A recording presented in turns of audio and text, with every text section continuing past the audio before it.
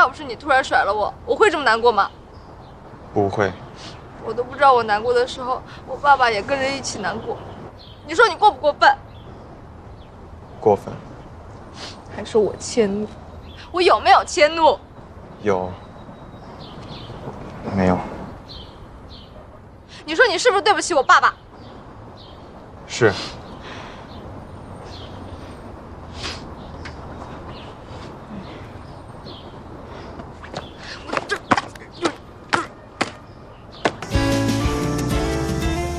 你说谢金求婚会不会成功啊？不知道。你这么冷漠，一点都不关心你朋友。我现在只关心我妈和你爸妈谈的怎么样。对，你说他们谈崩了，我们是不是得分手啊？不分手，不分手，我们私奔，我们亡命，我们红尘作伴，回来想想。哇！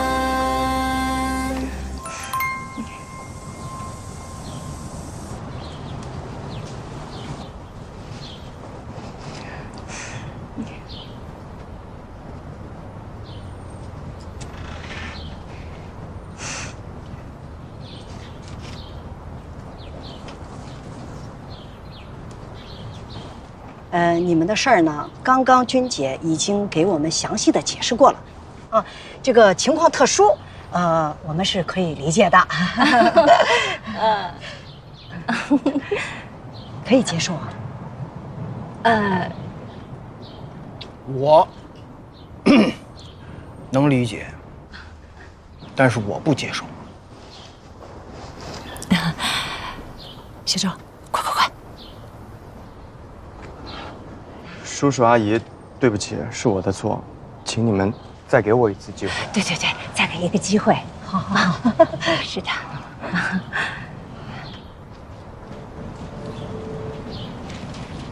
那我得再考虑考虑。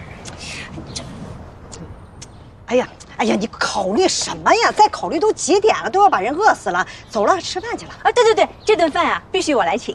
哎呀，不用，这顿饭让老周请，老周有钱。走了，吃饭去吧。走了。耶。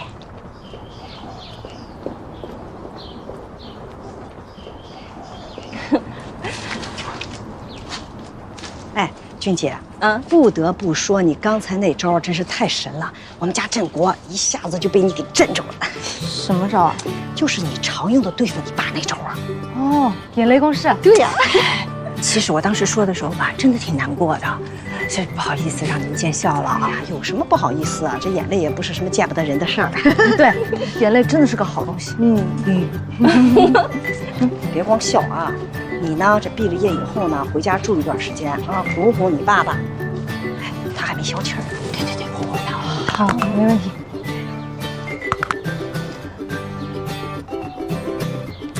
哎，振国，过来，过来，跟你说点事儿。周小爸爸，我刚跟丽娟商量呢，说你们这次来啊，能不能多住2天？我呢计划着给孩子买婚房，你看你们在。可以一起看一看，商量。